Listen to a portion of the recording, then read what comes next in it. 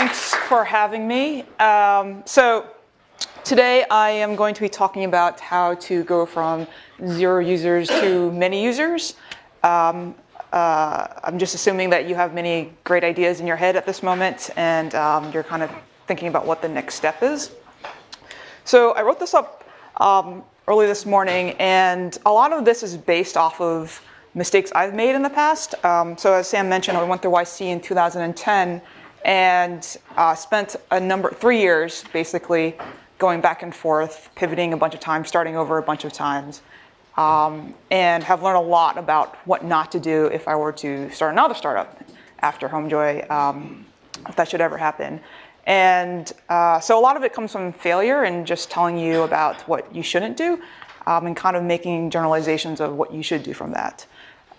So just a reminder that this is sort of, all advice you should take as directionally good guidance. Like it's kind of in the right direction, but every business is different. You're different. I'm not you. And so just take everything with, that in mind.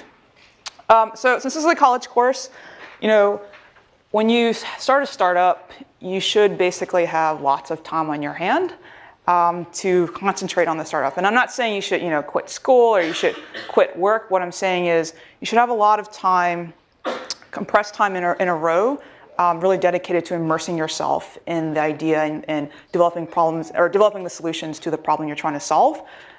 So for example, if you're in school, it's better to have 1 or 2 days straight per week on working on your idea versus, spending 2 hours here and there every single day during the course of the week. It's sort of like, I think this is engineering class, so it's sort of like coding. Like there's a lot of context switching and just being able to really focus, really focus and immerse yourself is very, very important. So like I said, I sort of first, when I wrote this up, was thinking, what are the things that some people do, or most people do, that is not the correct way to do a startup? And sort of the novice approach, I think, is what you see up here, which is, I have this really great idea. I don't want to tell anyone about it. I'm going to build. I'm going to maybe tell 1 or 2 people, and then I'm going to launch it on, I'm going to launch it on TechCrunch or somewhere like that. Then I'm going to get lots of users. But what really happens is, because you did not get a lot of that feedback and stuff like that, maybe you get a lot of people to your site, but no one sticks around because you didn't get that initial user feedback. And then, if lucky enough you have some money in the bank, you might go buy some users, but sort of it just whittles out over time and you just give up. And it's a sort of a vicious cycle. And, I actually did this once, and I did this while I was in YC, and that was, like when I went through YC, I didn't even launch a product. Like I didn't even launch on TechCrunch, which is the thing that you should definitely do. And so you don't want to ever get into that cycle, because you'll just end up with nothing good. So the next thing is, you have an idea, and you should really think about what the idea is really solving. Like, what is the actual problem? And so the problem statement you should be able to describe it in 1 sentence. And then you should think, how does that problem relate to me? Am I really passionate about that problem? And then you should think, okay, it's a problem I have. Is it a problem that other people have? And sort of verify that by, just going out and talking to people.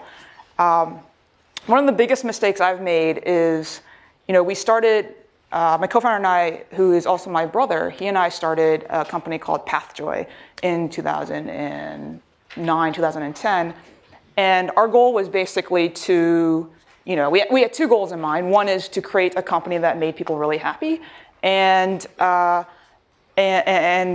create a company that was very, very impactful. And so a good proxy for that is to just create a huge, big company.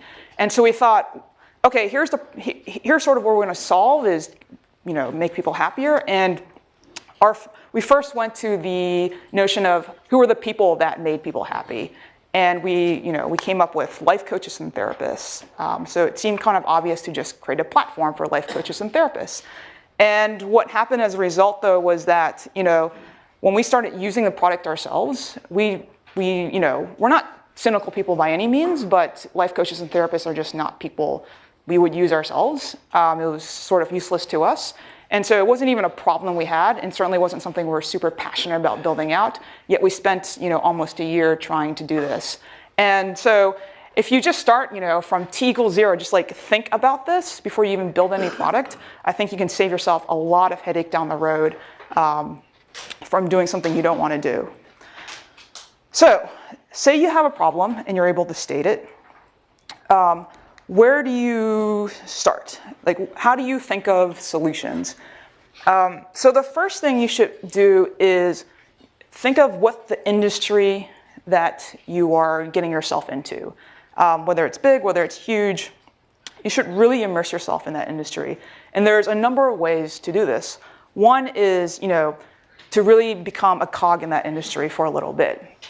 And so it might seem a little counterintuitive to do this because most people say, if you really want to disrupt an industry, you should really not be this, player in it. You should, someone who spent 20 or 30 years in an industry probably does, sit in their ways and is just used to the way things work and really can't think about what the inefficiencies are or the things that you can, quote unquote, disrupt. But, however, as a noob, coming into the industry, you really should take, 1 or 2 months just really understanding what all the little bits and pieces of the industry are and how it works.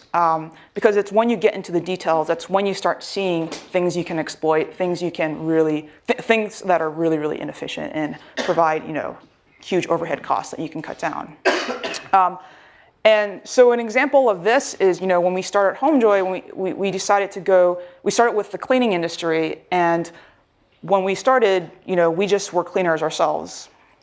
And we started to clean houses, and what we found out really quickly was that we were very bad cleaners. And so as a result, we said, okay, we got to learn more about this, and we went to buy books.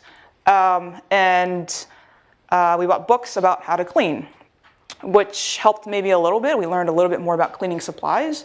But it's sort of like basketball, You can watch and you can learn, or you can watch and read about basketball, but you're not going to get better at it if you don't actually, train and, throw a basketball around and throw into the hoop. And so we decided one of us basically had to go and learn how to clean. And so we went, or get trained by, a professional, some sort of professional training program if that existed. And that meant we actually went to get a job at a cleaning company itself. And the cool thing was that, I learned how to clean from, training for the few weeks that I was there at the cleaning company. But the even better thing was that I learned a lot about how a local cleaning company worked. And in that sense, I learned why a local cleaning company could not become huge like HomeJoy is today. And that's because they have, they're pretty old school and they have a lot of things. Just from anywhere from booking the customer to optimizing the cleaner schedules was just done very inefficiently. And so so when you go, if you are in a situation like mine where there's a service element of it, you should go and do that service yourself. If your thing is related to restaurants, you should become a waiter. If it's related to painting, become a painter and kind of get in the shoes of your customers from all angles of what you're trying to build. The other thing is there's also a level of obsessiveness that you should have with it too as well. You should be so obsessed to know what everybody in the space is doing. And it's things like, running a list of all the potential competitors or similar types of companies, Google searching it and clicking on every single link and reading every single article from search result number 1 to 1,000. I found all potential competitors, big and small, and if they're public, I would go read their S1s. I would go read all their quarterly financials. I would sit on the earnings calls. There's most of these. You don't get much out of it, but there's just these golden nuggets that you'll find once in a while, and you won't be able to find that unless you actually go through the work of getting all that information in your head. So yeah, you should become an expert in the industry. There should be no doubt when you're building this that you are the expert, so that people trust you when you're building this product. The second thing is identifying customer segments.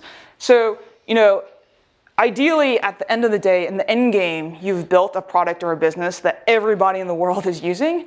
But realistically, in the beginning, you kind of want to corner off a certain part of the customer base so that you can really optimize for them. And that's just, it's just about a matter of focus and a matter of, just, catering towards whether it's teenage girls or whether it's, soccer moms. You'll just be able to, like I said, focus a lot on their needs.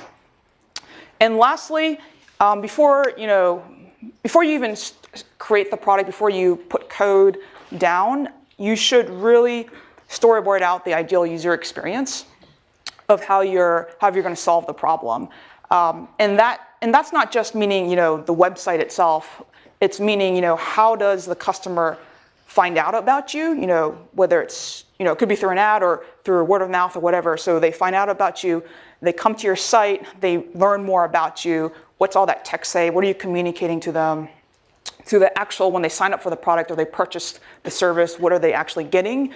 To after they finish using the product or after they finish using the service, what's, there's sort of like an evaluation period, like they leave you a review or they leave comments or whatnot, and just being able to go through that whole flow and visualize in your head, like just envision what the perfect user experience is, and then put it down on paper, and then put it into code, and then start from there.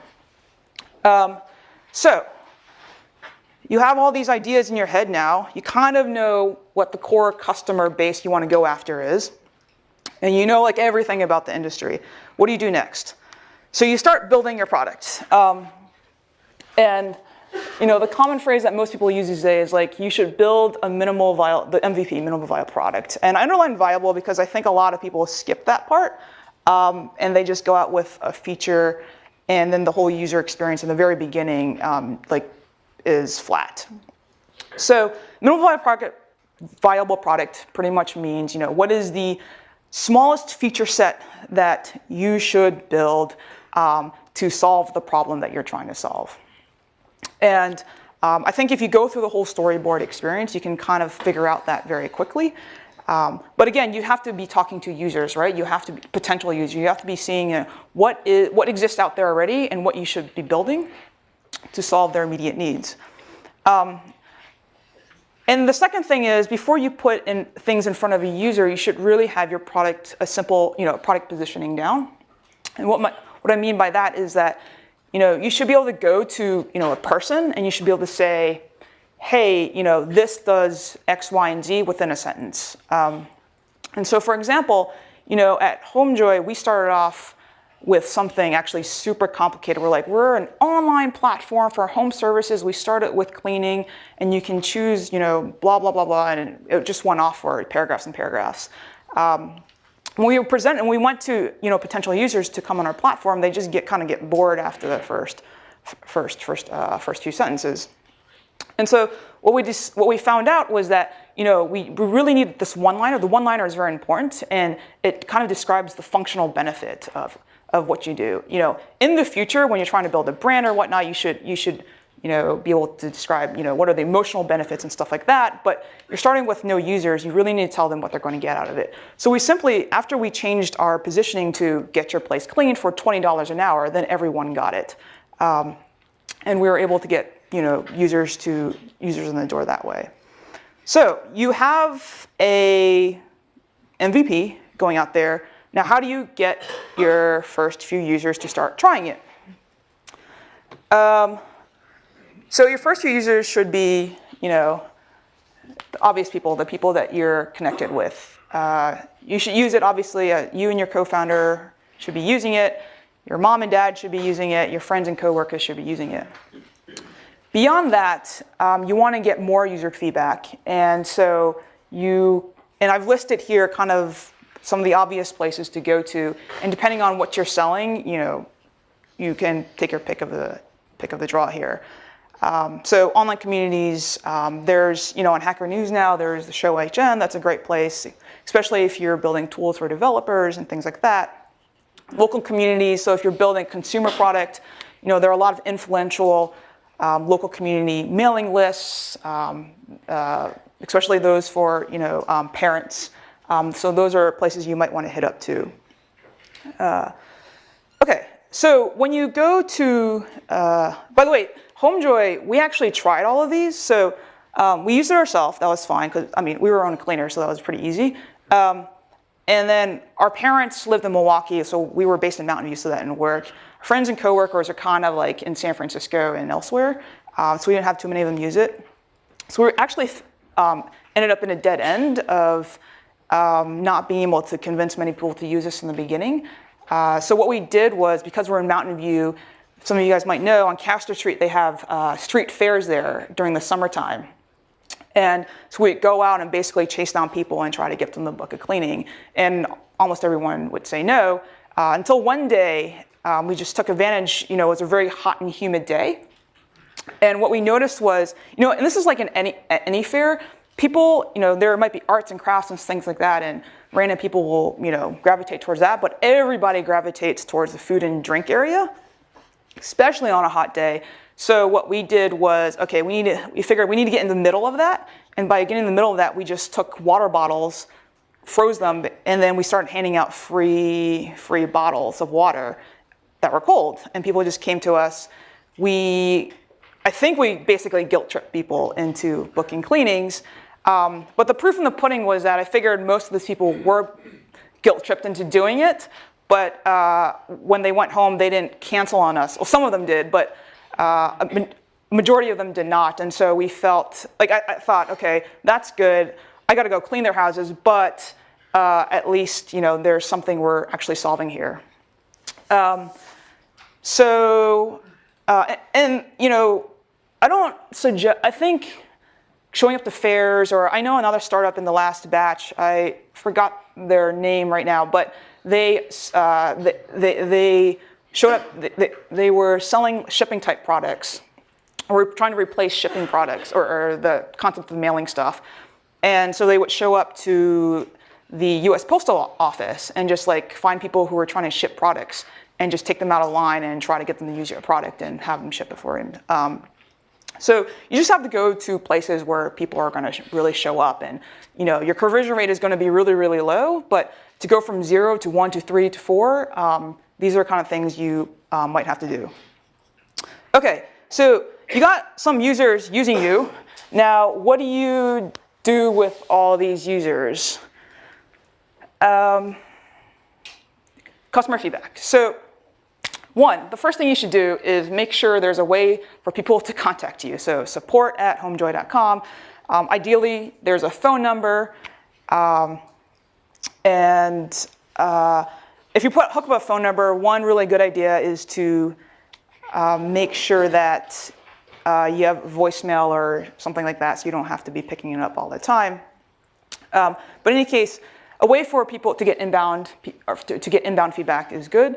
But really what you should be doing is going out to your users and talking with them. You know, get away from your desk and just get out and do the work. It seems like a slog, and it's going to be a slog, but this is where you're going to get the best feedback ever for your product. And this is going to teach you on what features you need to completely change, get rid of, or what features you need to build.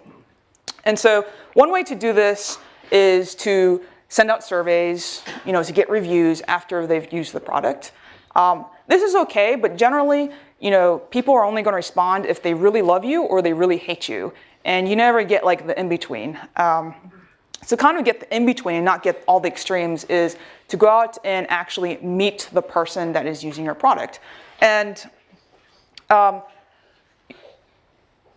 it's not a good idea to, you know, I've seen people go out, meet the user, and they sit there, and it's like a laboratory, and it's like an inquisition almost. And you're kind of just like poking and poking and poking at them, like, why didn't you do that, why didn't you do that?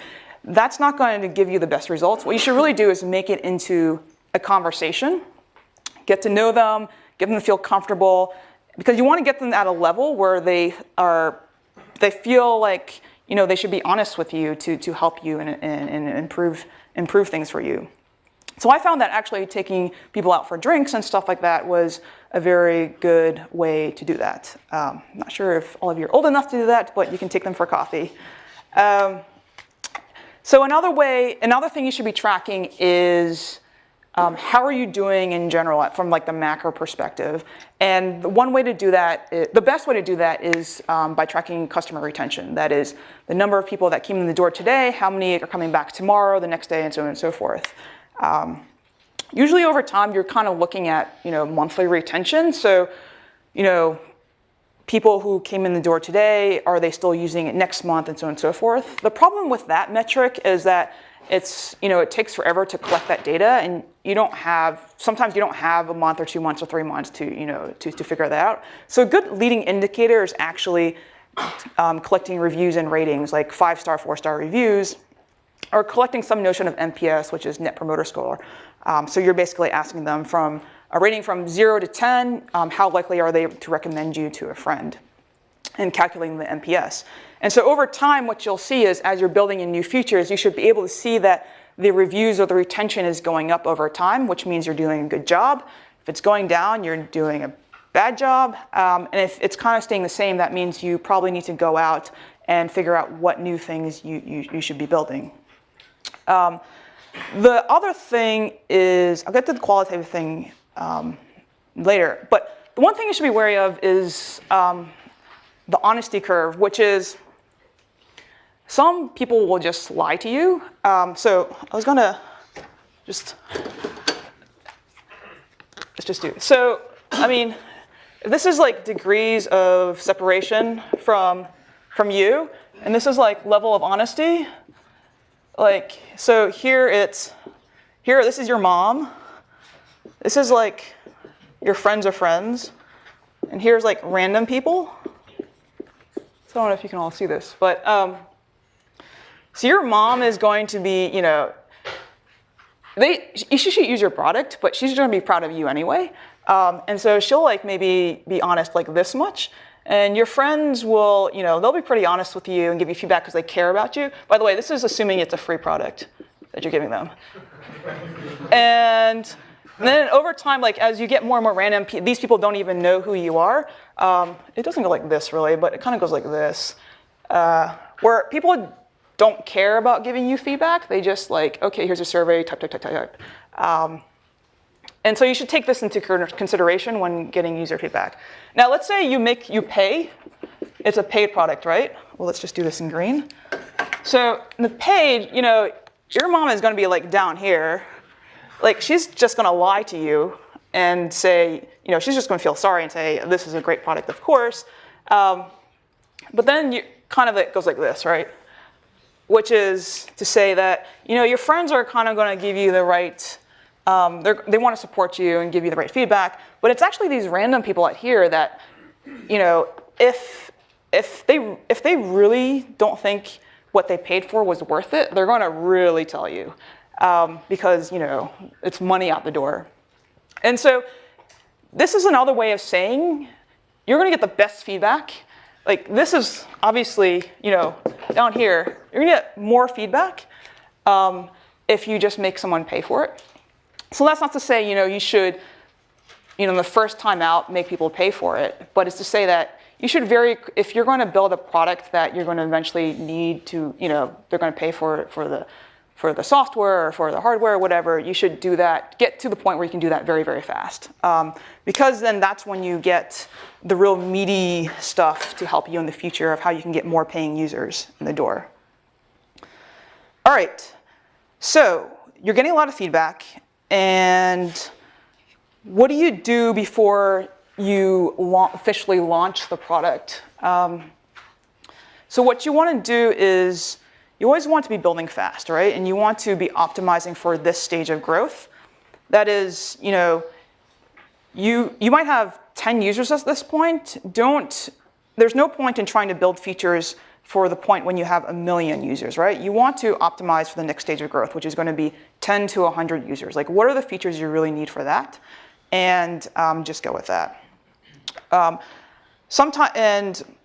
And basically on the slide is just many ways of stating that notion. Manual before automation. One of the things that I found when building a marketplace is that process is very, very important over time as you scale. But you need not try to automate everything and create software to just have robots just run everything. What you really should do to understand what you should build is to manually do it yourself. And an example of this is when we started taking on cleaning professionals onto our platform, we would have them we would ask them a bunch of questions over the phone, and then in person we asked them a bunch of questions too. And then they would go to a test clean, and then they would, get onboarded to our platform if they were good enough. And so this took doing all this question askings for that many candidates. We had about a 3 to 5% acceptance rate, and so you can imagine all the people we were talking to in the beginning of the funnel that never even made it onto the platform. But what happened over time was that we learned certain questions that we were asking were indicators of whether they're going to be a good or a bad performer on the platform. We through just like data collection and just looking at everything, we could just ask on an online form. So that's when we put in an online application. They could apply, and then we would ask them maybe several of the questions during the in-person interview. So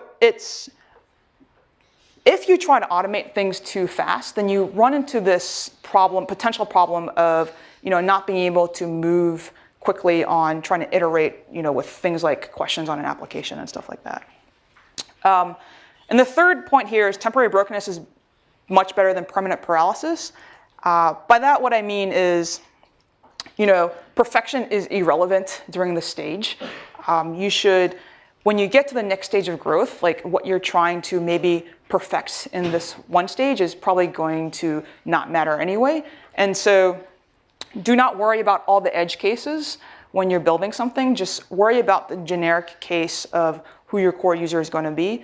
And then as you get bigger and bigger and bigger, the volume of those edge cases will increase over time, and you'll want to build for that. And lastly, beware of the Frankenstein approach, which is, great, you talk to all these users, they give you all these ideas. The first thing you're going to want to do is go build every single one of them and then go show them the next day and make them happier.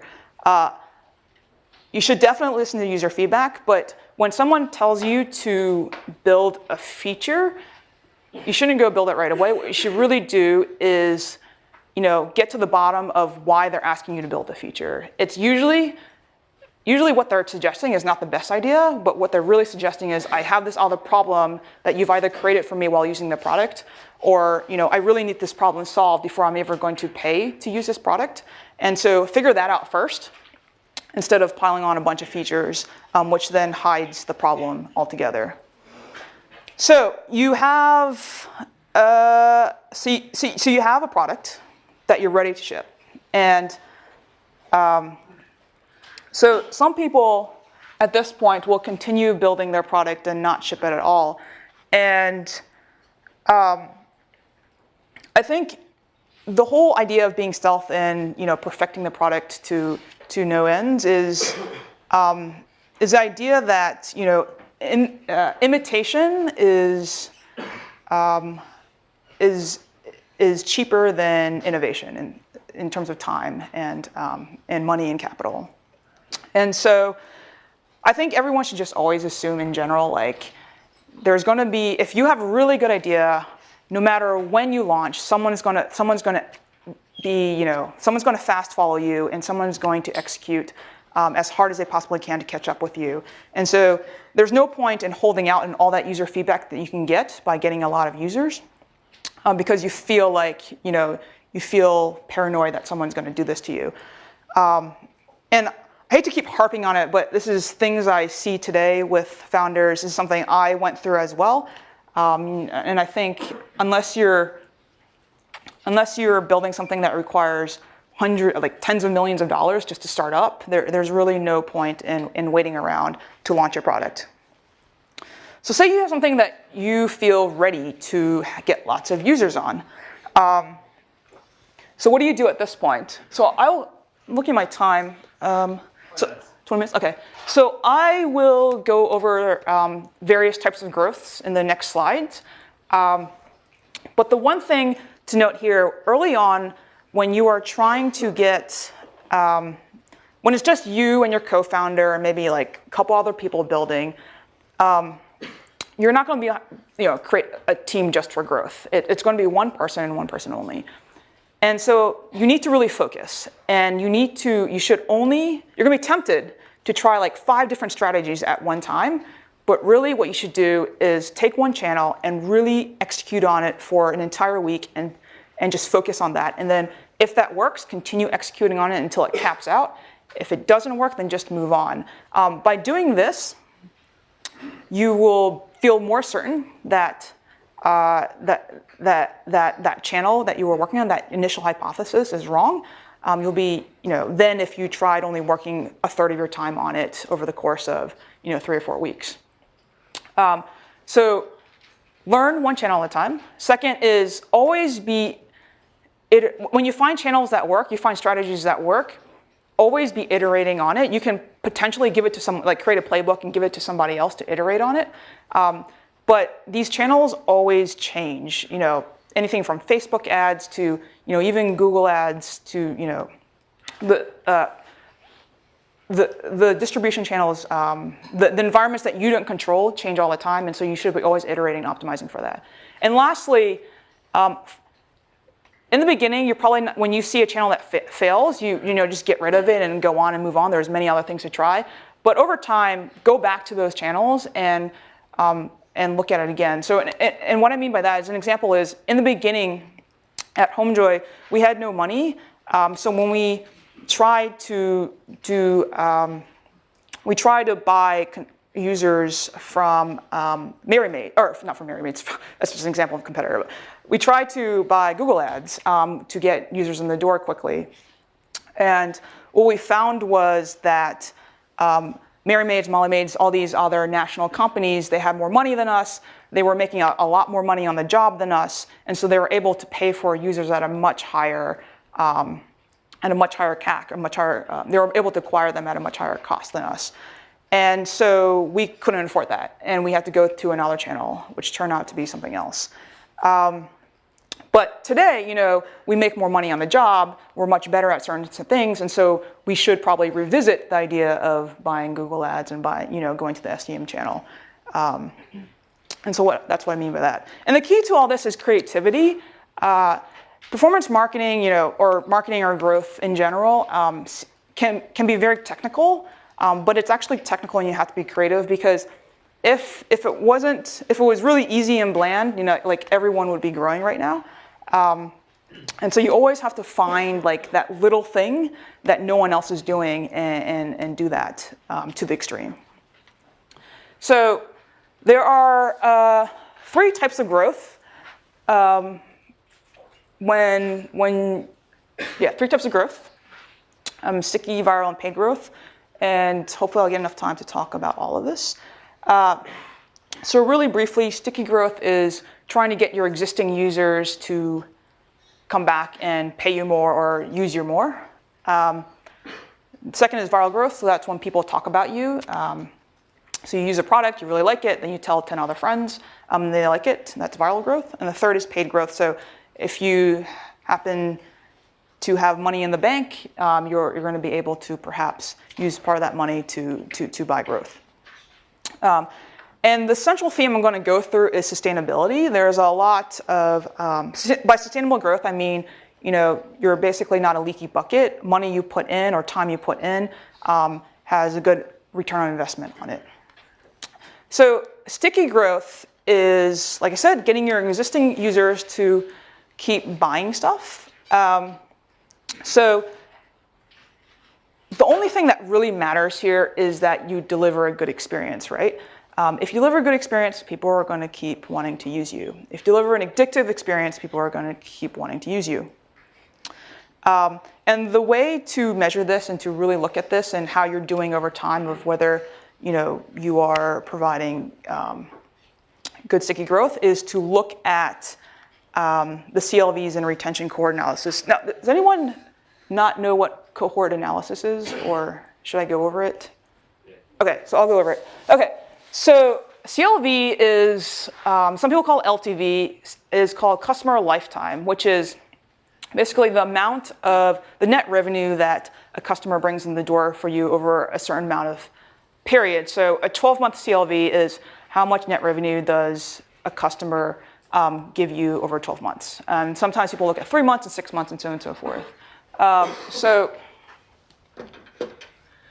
when I say cohort, basically what you're looking at is, this is time. So let's just call this, yeah, time.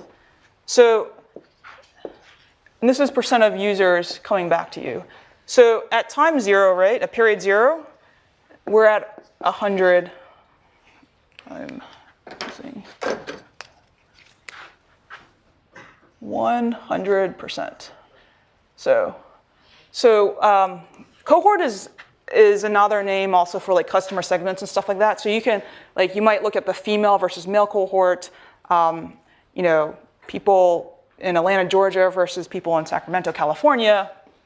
But the most common one is by month. So cohort equals month. And let's just say for this exercise, we are looking at like March of, I don't know, 2012. So March 2012, 100% of people, you'll have like, maybe n equals 100 people. So 100% of the people obviously are using your product because, you know, that's the definition. Now, 1 month later, you might have, you know, the scale is not right, but 50% might come back, and so you come here. Now, in the second month, how many people that came in March come back in the second month, or 2 months later, and that might be, you know, down here. And so over time, you'll have a curve that looks like this. There's always some initial drop-off. You know, the reasons why people don't stay after the first use is, you know, it wasn't worth it, had a bad experience, stuff like that. And then over time, what you want is, you want this to flatten out over time so that your churn basically goes to 0%. That means you attrition out less and less users over time. And these over here kind of become your core customers. These are the ones that are like sort of staying with you for a long time. And now cohort analysis, or, you know, using this as a way to show if you have sticky growth or not, is, now say we're 1 year later and you've built a bunch of stuff, right?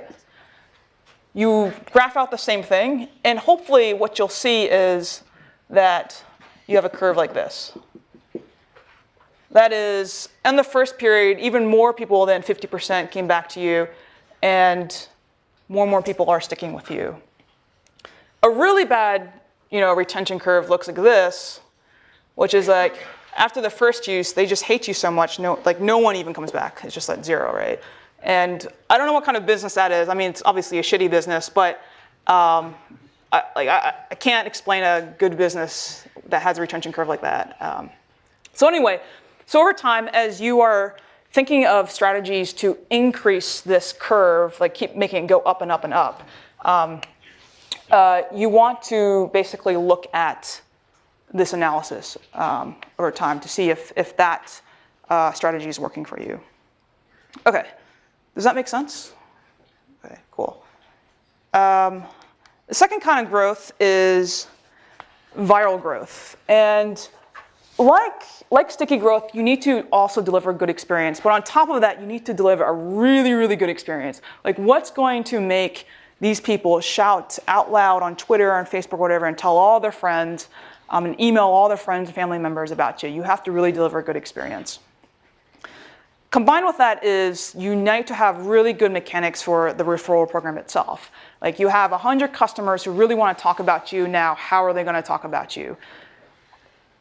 So in that sense, the viral growth strategy is all really about, one, building good experience, but if you have that, it's how do you build a good referral program? And so I've listed the 3 main parts of that. One is the customer touch points, which is where are people learning that they can refer other people. So that might be just, after they book or after they sign up, there is a, usually you see these like right after you sign up, for whatever reason, most people just immediately tell you to invite all their friends, even though you've never used the product before. And so, but that's a customer touch point. It's just right after you sign up. A better one is after they use the product after a while and you see that they're highly engaged, then to show them that link and get them to send it out to everyone. Another one is if you're doing more of a platform type play, like for HomeJoy, we actually go inside the homes. So another customer touch point is when the cleaning professional is inside the home, they can have a leave behind, and we can show them something there too as well. So you want to basically put the customer touch points and put the actual link or whatever it is, how they're going to refer all their friends, at a point in time when they're highly engaged and they're loving you. Second is program mechanics, and so that's sort of like, the most common thing I've seen is $10 for $10. That is, you get $10 if you invite your friend and they use it and they get $10. And so you should try different types of mechanics in that sense and try to optimize for whatever works for you. It could be 25 or 25. It could be 10 for 0. It could be many of these things. And lastly, it's when your friend clicks on the link, on your referral link, when they come back to the site, it's very important to really optimize that conversion flow of how they're going to sign up. And so sometimes you need to just sell them in a different manner or upsell that their friend has suggested they use this, and so on and so forth. So all these combined, you need to really play around with these on different dimensions and come up with a good referral program. And lastly, it's paid growth. So examples of paid growth is this right here. And these are the most obvious ones, but I'm sure you guys can think of more. And paid growth is basically, you happen to have money, you can spend, you might have credit cards, whatever, but you can spend something to get users. So the correct way to think about paid growth is that, okay, you're going to put money, you're going to risk putting money out there. What are you going to get in return? The simple way to think about it is your CLV, your customer lifetime, the amount of money, the net revenue, the amount of money that people, that your customer returns back to you, is it more than your CAC? And your CAC is it's an abbreviation for customer acquisition cost. So an example is, you pay, actually the slide here has an example here. So say you run a bunch of ads, these are 4 ads, over 12 months, the customer is worth $300 to you. Each one of these ads, when you click on it, the CPC costs different types of money. And then when they click on it, when they click on the ad, then they have to come to your site and sign up or buy something. And the conversion rates are different for all these ads. And then, the CAC is calculated simply by the CPC divided by the conversion. And so you see that there's different acquisition costs for different types of ads.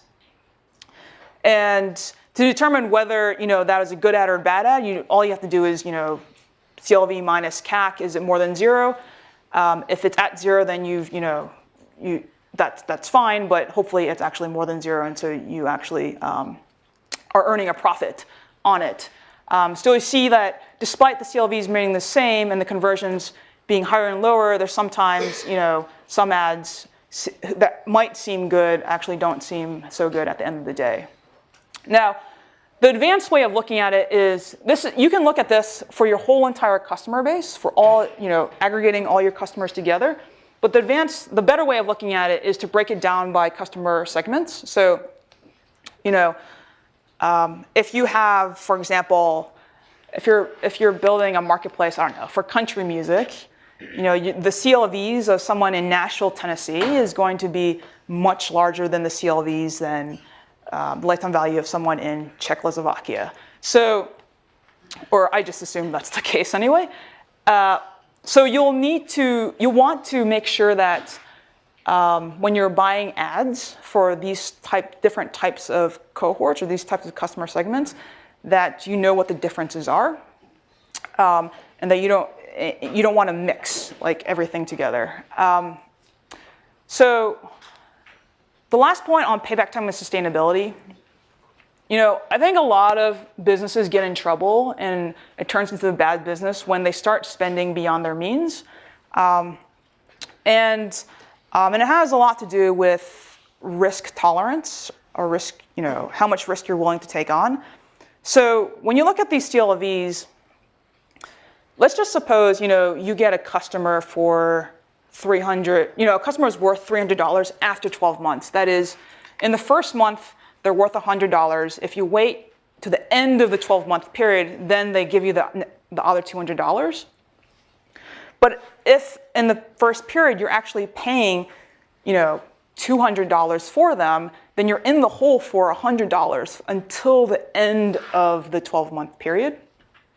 And that's when you start getting into potentially unsustainable growth, which is something could happen where, at the end of the 12 months, you don't actually get the $200 from the customer, and you end up in a very bad situation. And essentially just at the end of the day, you could be running out of money. And if you're doing this with credit cards, you will definitely find that you're going to have to, declare bankruptcy very soon. So again, payback time is very important. A safe one to go with is 3 months. If you have very high risk, if you're very risk loving, maybe 12 months is better. Beyond 12 months is very much an unsafe territory. Okay. How much time do I have? 5 minutes. Okay. So I'll just go into this. So the art of pivoting. So a lot of people ask me, HomeJoy in its current concept was literally the 13th idea we fully built out and try to execute on and try to get customers for. And so a lot of the questions I get is, how did you even get to that 13th idea? And how did you decide when to move on? And so the best guidance I can give on that is to kind of look at these 3 criteria, which is once you realize you can't grow, or once you realize, despite, building out all these great features and talking to all these users, none of them stick, or none of them, you don't have any good high retaining users, or the economics of the business just doesn't make sense, then once you make that realization, you just need to move on. And I think the trickiest one is probably the growth one, because there's so many stories out there where the founder stuck with the idea and then after